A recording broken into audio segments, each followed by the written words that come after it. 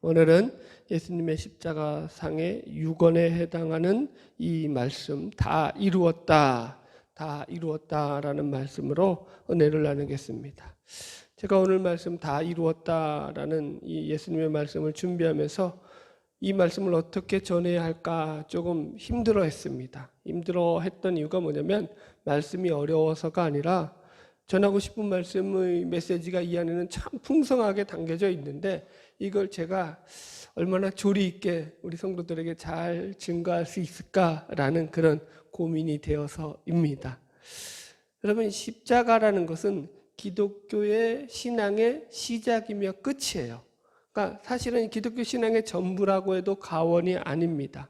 그만큼 예수님의 십자가를 우리가 어떻게 바라보느냐에 따라서 여러분 우리의 신앙이 결정된다는 거죠.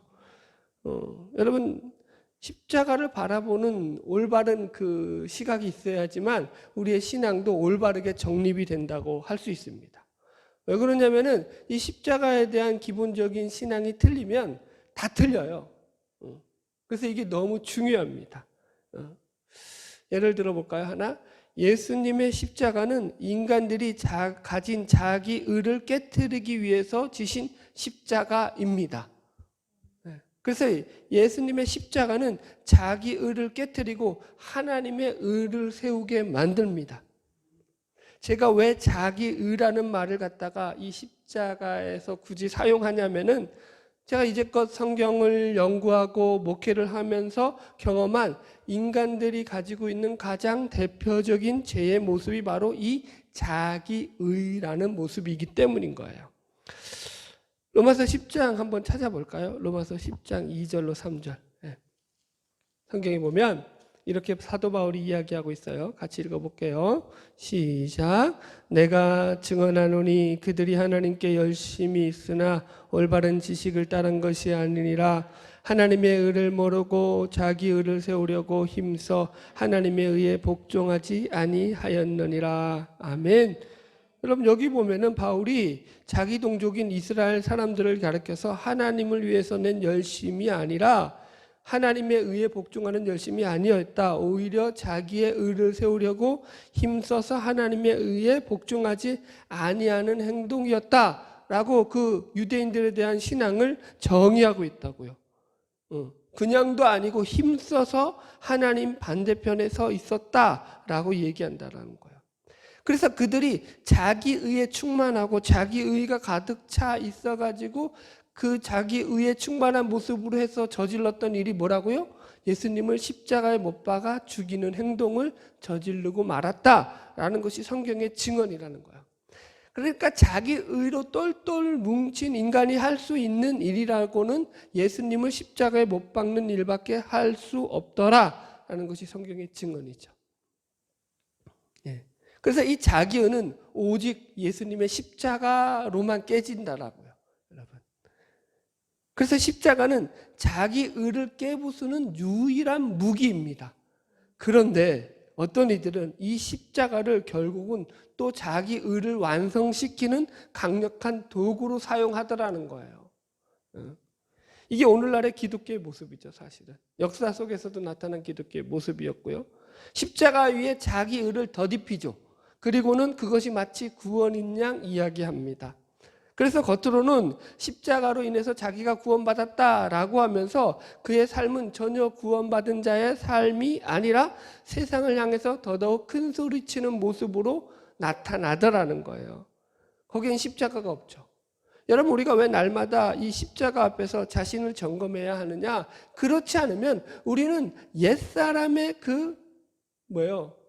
우리가 잊어버리고 내버려야 될 이 성품을 그대로 품으면서 그대로 그 성품 가지고서 허망한 삶의 목적과 가치를 쫓아가는 어리석은 인생이 되고 만다고요. 십자가를 쫓는다고 하면서도 구별을 못하죠, 여러분. 그래서 십자가를 대할 때마다 반드시 물어야 될 질문이 있습니다. 왜 예수님이 십자가에서 죽을 수밖에 없으셨느냐라는 질문입니다. 이걸 꼭 물으셔야 돼요. 그 전능하신 하나님께서 다른 방법으로는 도저히 우리를 구원할 수 없었는가라는 물음이죠. 성경은 그렇다라는 거예요. 그만큼 인간은 악질이라는 거예요. 죄인이라는 거예요. 예수님이 십자가에 달려 죽으실 만큼, 하나님이 십자가면 다른 방법이 없을 만큼, 여러분 여기서 기독교 신앙이 출발해야 된다고요. 너무 중요합니다. 이것이 기독교의 시작이에요. 신앙의 시작은 항상 나는 하나님이 나를 위해 십자가에 달려 죽을 수밖에 없을 만큼 나는 극악무도한 죄인이다로 시작해야 된다고요. 여러분 그렇지 않으면 자기 의에서 벗어나지 못한다고요. 할렐루야. 네.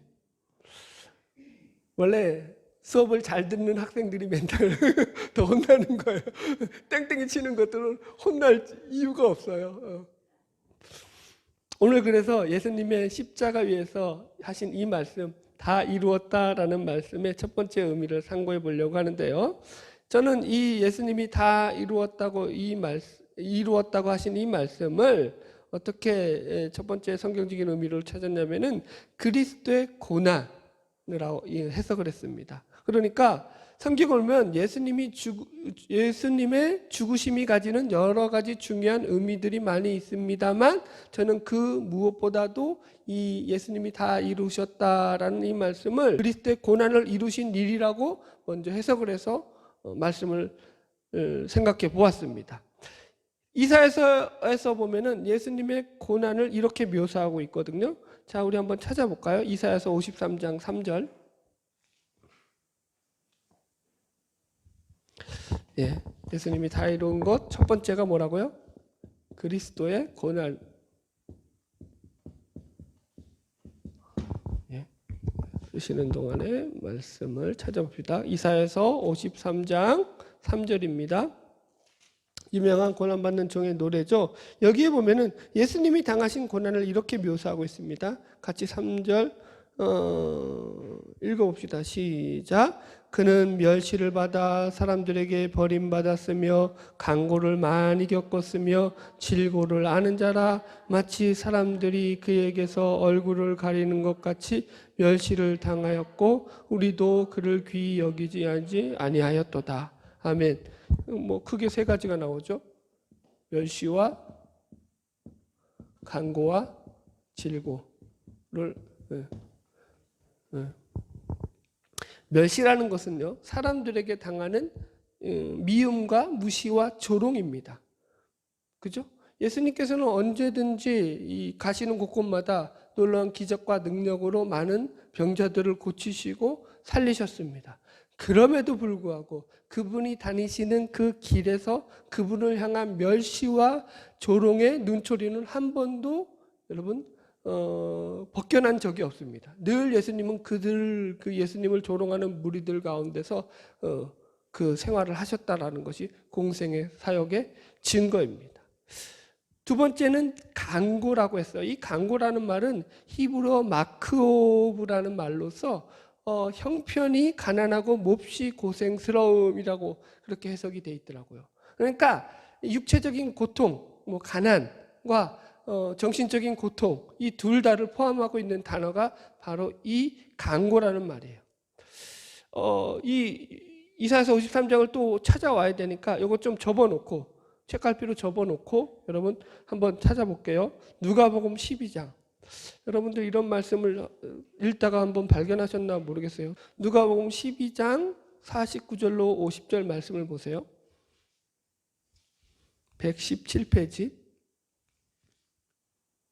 누가복음 12장 49절로 50절 같이 읽어볼게요. 시작. 내가 불을 땅에 던지러 왔노니 이 불이 이미 붙었으며 내가 무엇을 원하리요? 나는 받을 세례가 있으니 그것이 이루어지기까지 나의 답답함이 어떠하겠느냐. 대단한 말씀이죠. 여기서 예수님께서 불을 던지러 오셨다라는 것은 예수님을 통해 진리를 따르는 자와 비진리를 따르는 자 사이에 발생할 수밖에 없는 분쟁과 충돌이 있을 것이다라는 것에 대한 말씀인 겁니다. 그래서 예수님께서 세상에 불을 던진다라는 것은 진리를 따르는 성도에 대한 불신자들의 그 핍박과 환난이 있을 거다라는 그런 예언의 말씀이죠.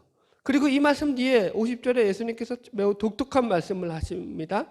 나는 받을 세례가 있다라고 해요. 예수님이 받을 세례가 뭐냐면 예수님의 십자가의 고난과 죽음을 이야기하는 거예요. 그러니까 예수님은 그 십자가의 고난을 통해 가지고 구속사역을 완성시킬 것이다 라는 그런 말씀이에요. 그런데 그것을 이루기까지는, 그것이 이루어지기까지 나의 답답함이 어떠하겠느냐라고 말한다고요. 예수님도 답답하다라는 말을 썼다고요. 성경에. 예수님이 답답해 하셨다고요. 여러분, 이 원어적으로 보면 그 뜻이 뭐냐면 마음을 억누르다라는 거예요. 억누르다. 통제한다. 여러분들, 이런 말이 있어요. 성경에. 여러분, 예수님 마음이 답답하셔서 예수님의 마음을 다 드러내지 않으셨다고요. 답답해 하셨다고요. 그러니까 십자가를 통한 대속의 죽음의 길을 걸어가는 동안에 그 길을 걸어가기까지 당하는 수많은 뭐예요? 고난과 멸시와 조롱이 있음에도 불구하고 그것 때문이 아니라 그럼에도 불구하고 예수님은 예수님을 다 뭐예요? 사람들에게 드러내도 그 예수님에 대해서 곡해하고 왜곡하며 예수님을 뭐예요? 받아들이지 않는 그들로 인해서 답답함을 느끼셨다. 이해하시겠어요? 우리도 그렇잖아요. 얘기했는데 사람이 내 말을 안 알아줘. 내 진의를 몰라줘. 남편이 아내가 나는 그 뜻으로 한 말이 아닌데 내 말을 오해해가지고 그러니까 뭐예요? 이 잘못 막 그렇게 말을 해. 그러면 속상해 안 속상해? 답답하죠. 지금 그거예요. 그 얘기하시는 거예요. 우리 예수님이. 여러분, 성경에 이런 구절도 있어요. 예수님이 답답해 하셨더라. 그리고 또 세 번째가 예수님이 질고를 아셨다고요. 질고라는 것은 그냥 육체적인 질병이라고 표현할 수 있죠. 그래서 예수님은 병을 아시고 그 병을 고치셨어요. 이 땅 가운데 오셔서. 그래서 예수님이 당하신 이 모든 고난은 결국 우리를 위한 고난이었다라고죠. 성경은 이야기하죠. 다시 우리 접어놓은 책갈피 가서 이사야서 53장 4절로 5절을 가봅시다. 이사야서 53장 4절 5절 시작. 그는 실로 우리의 질고를 지고 우리의 슬픔을 당하셨거늘 우리는 생각하기를 그는 징벌을 받아 하나님께 맞으며 고난을 당한다 하였노라. 그가 찔림은 우리의 허물 때문이요 그가 상함은 우리의 죄악 때문이라. 그가 징계를 받음으로 우리는 평화를 누리고 그가 채찍에 맞음으로 우리는 나음을 받았도다. 보세요. 성경은 분명히 뭐라고 말했냐면 그는 실로 우리의 질고를 지고 우리의 슬픔을 당했다 이렇게 말한다고요. 예수님이 질고를 진 것은 우리가 져야 될 질고를 대신 지신 일이다. 그죠? 그 얘기예요. 그래서 예수님은 우리가 당해야 될 고통을 대신 당하신 것이다 이렇게 설명한다고요. 그래서 예수님의 십자가는 결국 뭐냐면은 예수님이 당하시는 고난을 다 이루셨다고요. 그것이 성경의 얘기라고요. 자, 그러면 예수님이 십자가에서 당하실 고난을 다 이루셨으니까 모든 일이 끝난 것이냐? 그건 또 아니라고요, 여러분. 이걸 잘 이해를 하셔야 돼요. 예수님이 우리를 위해서 대신 고난을 당하셨어요. 그것으로부터 시작이라고요. 시작, 끝이 아니라. 신앙은. 자, 골로새서 1장 가봅시다. 왔다 갔다 정신없죠? 신약성경 골로새서 1장 24절. 제가 가진 성경 325페이지 정도 되네요. 골로새서 1장 24절이에요. 찾으셨죠? 네, 같이 읽을게요. 시작. 나는 이제 너희를 위하여 받는 괴로움을 기뻐하고 그리스도의 남은 고난을 그의 몸된 교회를 위하여 내 육체에 채우노라. 사도 바울은 그리스도의 남은 고난을 그의 몸된 교회를 위하여 자신의 육체에 채우노라 라고 이렇게 말씀하고 있습니다. 여기서 일단 그리스도의 남은 고난이라는 표현을 이해를 하셔야 돼요. 네, 그래서 이제 그리스도의 남은 고난, 이게 무슨 말이냐는 거야. 이게 여기서도 이제 카톨릭과 우리 개신교가 극명하게 갈립니다. 이것을 갖다가 카톨릭은 문자 그대로 해석을 했어요. 그러니까 그냥 그리스도의 고난이 남아 있다. 있다라고 해석을 했어요. 문자적으로. 그리스도의 고난이 남아있다라는 것은 무슨 말이에요? 남은 고난이 있다라는 건 뭐냐면 아직까지 그리스도의 고난이 그 양이나 수치적으로 모자라다라고 해석했어요. 그러니까 양적으로 질적으로 그리스도의 고난이 부족하다라는 거예요. 그래서 이 로마 카톨릭은 이런 입장 가운데서 어떻게 해석했냐면은 이 그리스도의 남은 고난을 성도들이 그래서 자신들의 고난을 통해서 보충해야 된다라고 생각했습니다. 그래서 천주교는 공덕 축적설이라고 이야기해요. 그래서 예수 그리스도의 십자가만으로 구원이 완성되지 않고 공덕을 쌓아야 돼요. 축적. 그래서 십자가 위에 뭐가 있죠? 선행도 구원의 요소로 들어가 있다고요. 천주교는 그 얘기를 하는 거예요. 우리 개신교는 그러나 이 말씀을 그렇게 보지 않습니다. 그리스도의 고난이 결코 부족하거나 모자라지 않습니다. 특히 우리를 위해서, 우리를 구원하시기 위해서 주님께서 당하신, 십자가에서 당하신 고난은 충분하십니다. 우리를 구원하시기에. 할렐루야. 자, 20절 그 위에서 한번 그 증거가 이렇게 나와요. 골로새서 1장 20절 보세요. 시작. 그의 십자가의 피로 화평을 이루사 만물 곧 땅에 있는 것들이나 하늘에 있는 것들이 그로 말미암아 자기와 화목되게 하기를 기뻐하심이라. 보세요. 여기서 보면은 그리스도의 고난으로 어떤 일이 이루어졌냐면 그의 십자가의 피로 화평을 이루었다고요. 화평이 이루어졌다고요, 여러분들. 그리스도의 고난으로 하나님과 우리는 화평을 이루고 구원의 역사가 완성되었다라는 뜻이에요. 아멘? 그렇다면 사도 바울은 여기서 왜 그럼 그리스도의 남은 고난이라는 말을 썼느냐라고 했냐면 이제 그리스도의 남은 고난 이 말을 해석해 주려고 이제 고린도후서 있다가 이제 우리가 가서 결론적으로 살피겠지만 이 고린도후서 1장에서도 보면은 그리스도의 고난이 우리에게 넘친 것 같이라는 말이 나와요. 그래서 그리스도의 고난이 우리에게 넘친다라는 표현을 쓴다고요. 그래서 이 그리스도의 고난이라는 말이 무슨 말이냐는 것부터 해석해야 되는데 이게 의라는 그 이 소유격이 그리스도의 고난이라고 표현할 때 그리스도의 의라는 이 헬라어 이 소유격이 우리는 그냥 소유격으로만 쓰여지지만 헬라어 문법에서는 두 가지로 쓰여져요. 소유격도 되지만 목적격도 돼요. 좀 복잡한 설명인데 잘 들으셔요. 그러니까 그리스도의 고난이라고 설명하면은 그게 그리스도가 주어가 되어서 그리스도가 당한 고난이라는 해석도 되지만 그 이제 소유격으로 주격에 해당하는 거지만 목적격으로 되면 어떻게 되면은 그리스도를 위해 우리가 당한 고난도 된다고요. 목적격으로 되면은 이해하셨죠? 그리스도를 위해서 당하는 고난이라고요. 자, 그렇게 해석하면은 이것도 마찬가지죠. 그리스도의 남은 고난은 뭐죠? 그리스도를 위해 우리가 당하는 고난이라는 거예요, 여러분. 그죠? 여러분들. 그러니까 그리스도를 위해 우리에게 남겨져 있는 고난이 그리스도의 남은 고난인 거예요. 그리스도의 남은 고난을 채운다라는 말도 신자들이 그리스도를 위해 당하는 고난을 당할 수 있다라는 얘기를 하는 거예요. 그래서 여기서 우리가 일단 확인할 수 있는 게 뭐냐면 첫 번째 그리스도의 남은 고난을 채운다라는 것은 결국 이게 무슨 말이냐면은 예수님의 고난은 곧 우리 신자의 고난으로 그리스도의 고난은 신자의 고난과 연결되어 있더라는 거예요. 따로 떨어져 있지 않고. 여러분들 이게 대단한 특징입니다.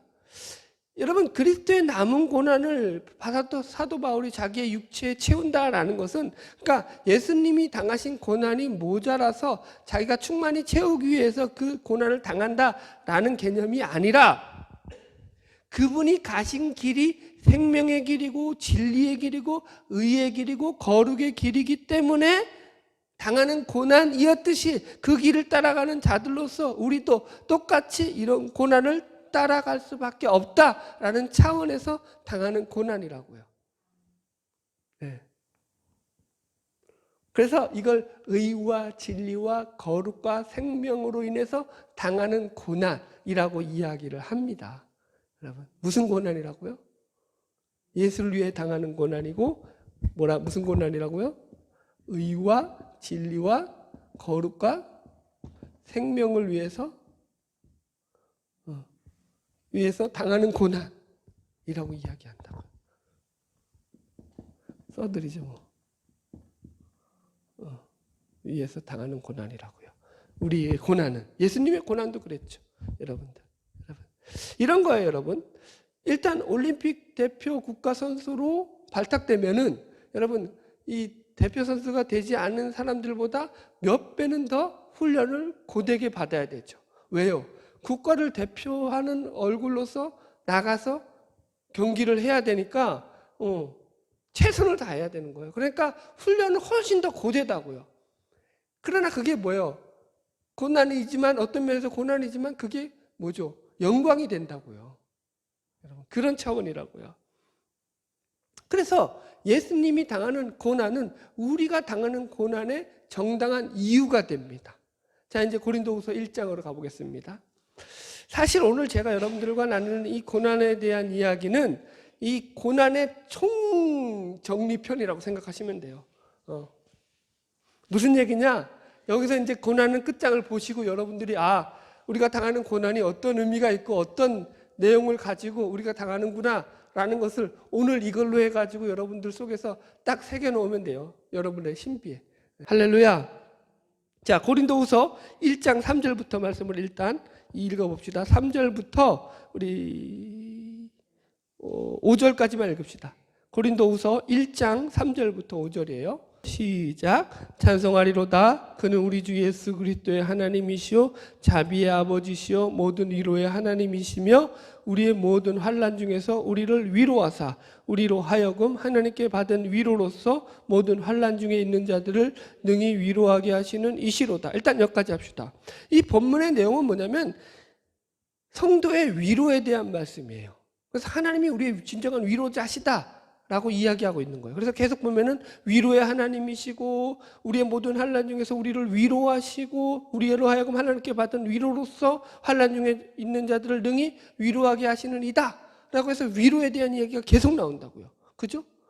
그래서 하나님이 우리를 어떻게 위로하시느냐라고 할 때 4절 다시 보세요. 시작.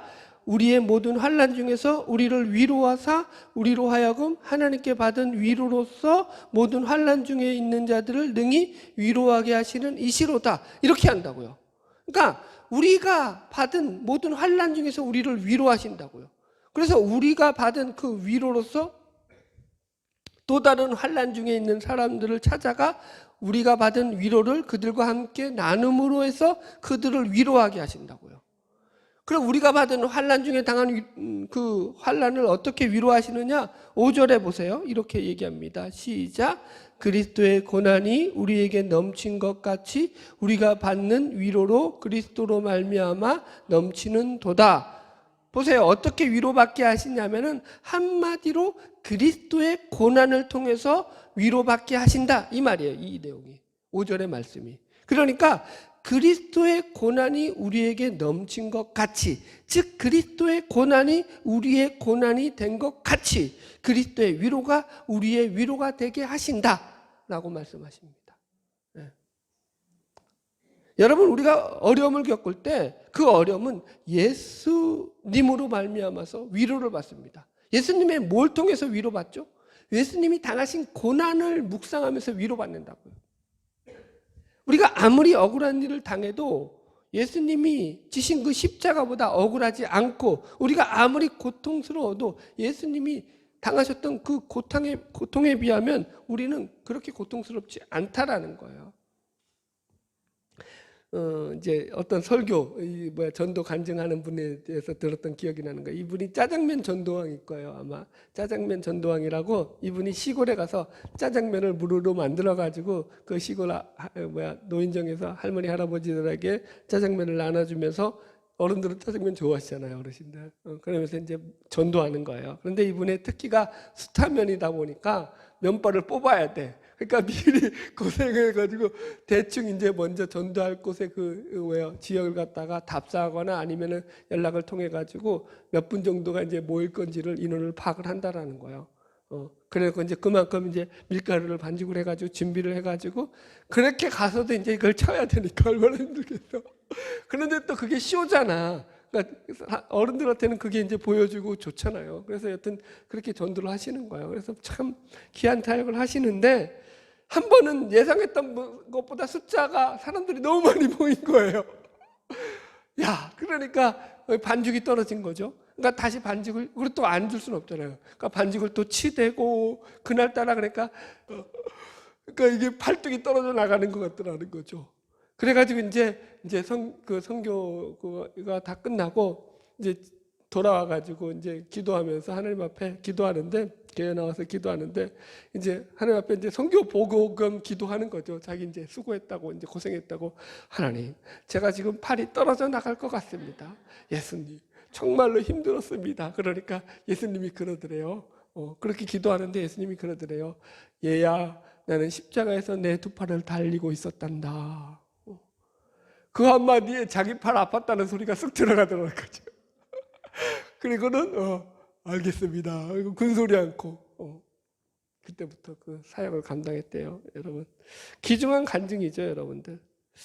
그렇죠, 여러분. 우리가 아무리 고통스러워도 십자가에 달리신 예수님보다 고통스럽지는 않습니다. 우리가 아무리 예수님 이거 너무한 것 아닙니까? 라는 마음이 우리 속에 들어온다고 할지라도 예수님의 십자가를 바라보면 금세 우리가 꼬리를 내릴 수밖에 없죠. 그분보다 억울할 수는 없잖아요, 여러분.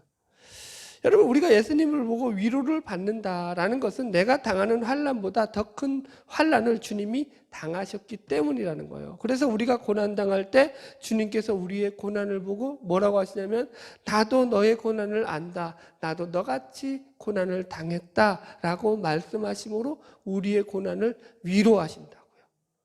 그래서 지금 5절에서 얘기하고 있는 것이 뭐냐면, 예수님이 고난받는 것이 우리에게 넘치는 고난이다라고 말하면서, 이 고난이 예수님의 고난을 보고 우리가 위로를 받고 끝나는 정도가 아니라 그것이 넘쳐남으로 말미암아서 여기서 한 걸음 더 나가서 우리가 고난받은 것도 누군가에게 위로가 되고 유익이 되는 고난으로 사용되게 하신다 라는 차원에서 넘치는 고난이 된다고요. 여러분, 충만도 넘쳐나잖아요.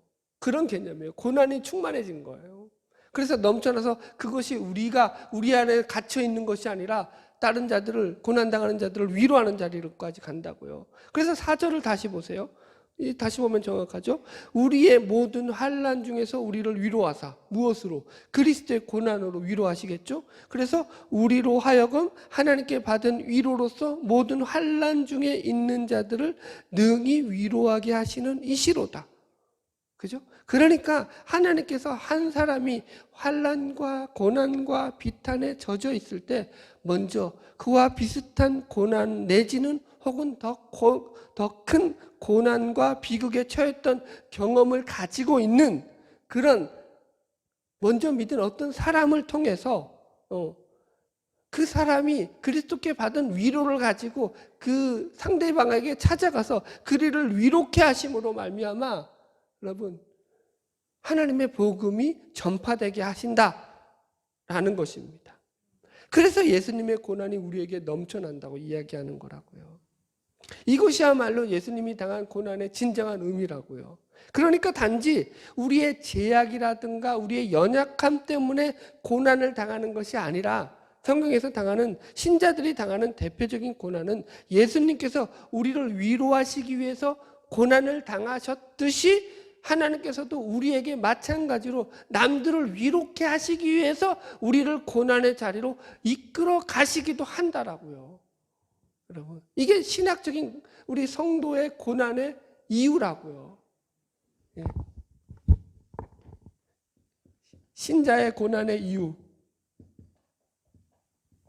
가장 큰 이유가 뭐라고요? 우리의 제약 때문이라고요? 아니라고요. 우리의 연약함 때문이라고요? 아니라고요. 그것보다 더 큰 이유가 뭐라고요? 우리를 통해서 이웃을 위로케 하게, 고난받는 이웃을 위로케 하려고요. 위로케 하기 위해서 우리를 그렇게 사용하신다고요. 여러분, 고난 당한 자만이 상대가 당하는 고난을 이해하죠. 여러분, 하나님께서 한 영혼을 찾아가실 때 직접 찾아가시기보다는 먼저 고난당한 성도를 그에게 보내신다고요. 그래서 이때 보냄받은 성도는 어떤 역할을 감당하냐면 제사장적인 직분을 가지고 그 고난당한 자를 찾아가는 역할을 감당한다고요. 그래서 그들을 위로케 하신다고요. 이거는 여러분 이런 것도 비슷해요. 하나님이 한 명의 목사를 만들기 위해서 행하시는 일도 비슷해요. 하나님의 종을 만드시기 위해서 하나님이 어떤 일을 하시냐면은 그를 낮추십니다. 인간적으로 낮추셔요. 그래서 사용하십니다. 물론 지금도 하나님은 낮추십니다. 제가 써왔어요. 얼마나 빌어먹게 만드시며 얼마나 굴욕적이며 얼마나 비굴하며 얼마나 속상하며 얼마나 화가 나며 얼마나 자존심이 상하며 얼마나 이가 갈리며 얼마나 어리석으며 얼마나 가난하며 얼마나 가슴이 아프며 얼마나 부끄러워서 머리를 못 들게 만드시는지를 경험하게 하십니다. 그것으로 하나님이 하나님의 사람을 만들어 가십니다. 뭘로 만들어 가신다고요? 하나님이 고난을 통해서 하나님의 사람을 만들어 가신다고요. 인간의 잘남을 통해서 절대로 인간은 하나님을 닮아가지 않습니다.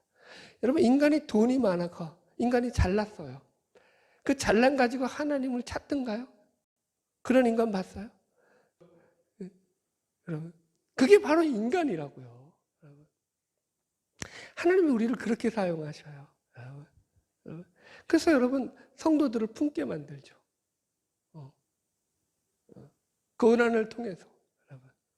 이게 그런데 천국 가는 날까지 진행형이라고요.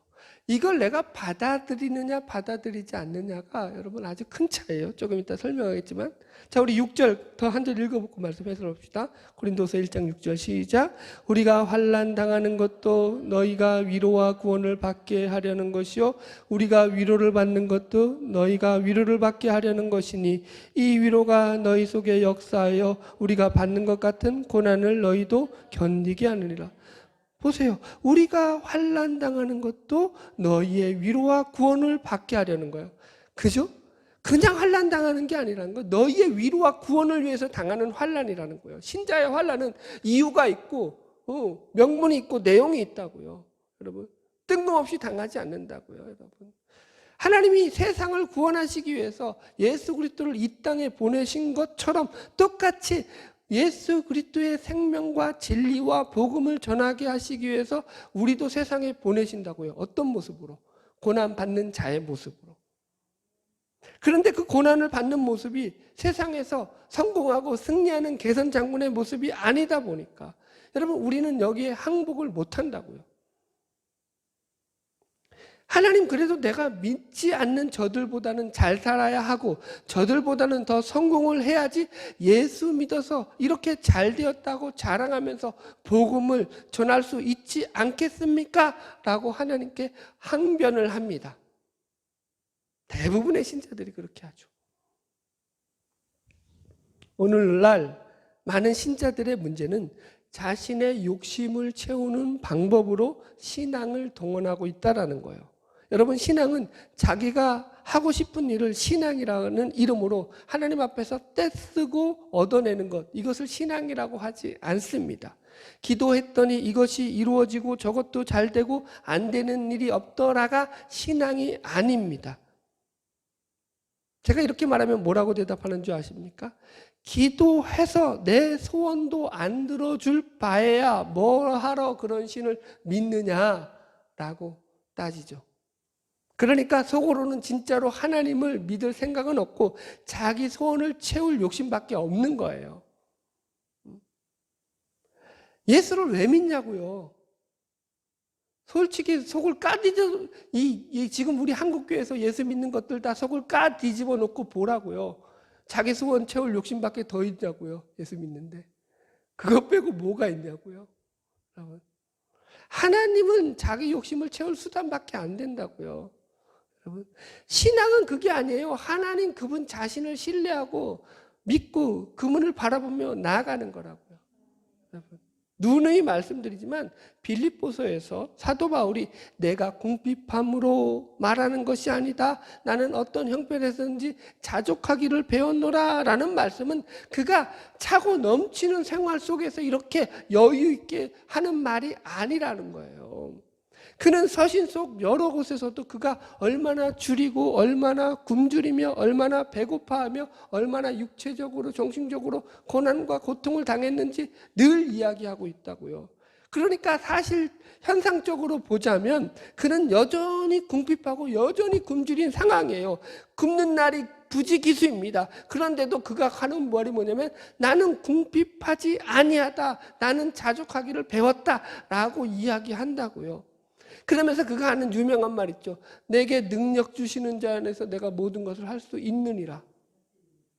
지금 그게 여러분 빌립보서가 옥중서신이에요. 감옥에서 글을 쓰고 있는 거예요. 복음 전하다가 감옥에 갇혀 있다라니까요. 감옥에서조차도 못 나오고 있는데 일단 감옥에서 나오고 나서 큰 소리나 치든지 지금 감옥 안에서 꼼짝도 못하고 있으면서 한다는 소리가 뭐라고요? 내게 능력 주시는 자에서 내가 모든 것을 할 수 있다. 세상적으로는 해석이 안 된다고요, 여러분. 바울이 지금 큰 소리 치는 게 무엇입니까? 바울이 할 수 있다, 모든 것을 할 수 있다는 것에서 이 모든 것은 도대체 뭐냐고요? 절대 이건 세상 일이 아니라고요. 돈 버는 것이 아니라고요. 자기 욕심을 채우는 것이 아니라고요. 그 모든 것은 다 하나님의 일이라고요. 신령한 일이라고요. 하나님의 역사를 이루는 일이라고요. 그러니까 지금 하나님의 역사를 이루는 일에 자기가 쓰임받는 데 있어서는 그 세상에 어떤 것도 나를 방해하거나 막아설 수 없다. 심지어 이 감옥의 철장까지도 라는 차원에서 내게 능력 주시는 자 안에서 내가 모든 일을 할 수 있다라고 얘기한다고요. 하나님이 하시고자 하면 나는 이 감옥 안에서조차도 하나님께서 얼마든지 이 천지를 다 뒤흔들어 버리실 그런 일을 행하실 것이다 라고 신뢰한다고요. 하나님을. 하나님께서 하신다고 하면 나는 이런 고난, 환난 따위 상관없이 이런 것 가지고도 할 말 하나님은 얼마든지 유익이 되게 하시고 우리의 이익이 되게 하시고 영광이 되게 하신다를 믿는다고요. 이게 여러분 신앙이라고요. 다르다고요, 여러분들. 보세요. 그래서 여러분 우리가 환난 받는 것은 뭐라고요? 너희를 위한 너희의 위로와 너희의 구원을 위해서 받는 것이다 라는 것이 사도 바울의 이 여러분 논조고 우리는 이 논조를 절대 놓치면 안 되는 거예요, 여러분. 우리가 환난과 고난을 외면하는 것은요, 하나님께서 우리에게 허락하신 세상에 나가 제사장 직분을 감당하라고 하는 이 직분을 우리가 외면하는 것과 같다고요. 여러분, 유대인들이 왜 망했죠? 그들이 망한 이유는 아주 쉬워요. 하나님께서 열방을 향하여 그 나라를 제사장 나라로 삼았는데 제사장 직분을 감당하지 않은 거죠. 지들 배 채우고 지들 잘 사는 것만 목적이 돼서 여러분 이 매우 중요한 주제입니다. 우리는 세상을 향해 보냄받은 제사장이라고요. 명심하셔야 돼요. 이 직분을 감당하기 위해서 하나님은 우리에게 고난을 허락하시고 허용하십니다. 이게 고난이 우리에게 주어지는 가장 근본적인 이유입니다. 자, 고린도후서 1장 7절 우리 마저 읽어보겠습니다. 시작. 너희를 위한 우리의 소망이 견고함은 너희가 고난에 참여한 자가 된 것 같이 위로에도 그러할 줄을 알미라. 여러분 우리가 그리스도의 고난에 참여한다는 것은 우리가 당하는 고난을 주님이 당하신 고난을 통하여 위로받고 해결받는 것과 함께 또한 그의 고난을 통하여 내가 유익을 얻고 이익을 얻었던 것처럼 그분의 위로로 말미암아 나도 남을 위로하는 직분에까지 초대를 받고 있다는 사실입니다. 여러분. 그래서 너희를 향한 우리의 소망이 견고할 수밖에 없는 거죠. 어떠한 고난에도 여러분들 우리가 참여할 수 있다라는 거예요. 아멘? 말씀을 정리하겠습니다. 예수님의 십자가로 이루어진 일, 그 첫 번째로 그리스도의 고난의 완성을 나누었습니다. 예수님의 십자가는 결국 예수님의 당하신 고난을 다 이루시는 자리라고 말씀드렸습니다. 그리고 예수님께서 그 고난을 이루심으로 그 고난을 통하여 우리의 고난을 위로하실 뿐만 아니라 우리에게 세상에서 고난 당하는 자들을 위하여 우리를 또한 또 다른 위로자로 세우신다라고 말씀을 드렸습니다. 그래서 결국 신자란 누구냐라는 거예요. 그 어떤 고난도 예수 그리스도를 통하여 위로받고 회복을 얻으며 힘을 얻는 자들이 신자다라는 거예요. 그리고 그것으로 끝나지 않고 거기서 한 걸음 더 나가서 내가 주님의 고난을 통하여 위로받고 회복받았듯이 그 받은 위로와 힘을 가지고 이제 나보다 신앙이 더 어리거나 혹은 아직 예수를 모르는 자들 가운데서 고난을 당하는 자들에게 찾아가서 그들을 내가 당한 고난을 가지고 그들을 찾아가 함께 위로하고 격려하며 회복을 나누는 자로서 부름받은 자들로 우리가 서 있게 된다는 거예요. 이것이 이루어지기 위해서 하나님은 우리에게 고난을 허락하셨다고요. 그래서 신자가 당하는 환난은 당연한 거라고요. 여러분. 성경은 심지어 뭐라고 말하냐면 신자가 고난당하는 것을 갖다가 복이라고 이야기한다고요. 세상과 다르다고요. 여러분 생각을 고쳐 먹으셔야 돼요. 어렵네요. 우리 성도들이 제일 듣기 싫어하는 얘기죠. 고난을 복으로 생각하라. 어느 신자가 좋아하겠어요. 그런데 성경이 얘기하고 있어요. 여러분. 세상은요, 고난은 될 수 있으면 피해야 되는 일이고, 당하지 말아야 되는 일이고, 자기 손해고, 억울한 일이고, 거기까지 안 갈지라도 최소한 자랑까지는 안 된다고요. 그러나 우리 신자에게 고난은 자랑이라고요. 복이라고요. 성경이 그렇게 얘기하고 있다고요. 베드로전서 3장 14절 그러나 의를 위하여 고난을 받으면 복 있는 자니 그들이 두려워하는 것을 두려워하지 말고 근심하지 말아라. 의를 위하여 고난을 당하는 것은 복 있는 자라고요. 성경에 얘기하고 있다고요, 여러분. 로마서 8장 17절로 말씀 끝내겠습니다. 자녀면 또한 후사 곧 하나님의 의사요 그리스도와 함께한 후사니 우리가 그와 함께 영광을 받기 위하여 고난도 함께 받아야 될 것이다. 여러분 신자의 고난은 다릅니다. 그 뒤에 그리스도의 영광이 기다리고 있습니다. 그렇기 때문에 우리는 얼마든지 이 고난을 참고 인내하며 경주하면서 이 길을 달려갈 수 있습니다. 여러분들이 아직까지 만약에 마음 가운데 물론 고난이 여러분 꺼려집니다. 누가 고난이여 오라 좋아하겠습니까? 많은 하나님이 주시는 고난이라면 생각을 달리 먹으셔야 된다고요. 그것이 내 이웃을 향한 위로와 소망과 구원의 사다리가 된다고요. 그러면 그것을 당연히 우리는 즐겁게 받아들여야죠. 그리고 참고 인내해야죠. 그리고 그것을 가지고 성경에 약속한 대로 가지고 나가야 되는 거예요.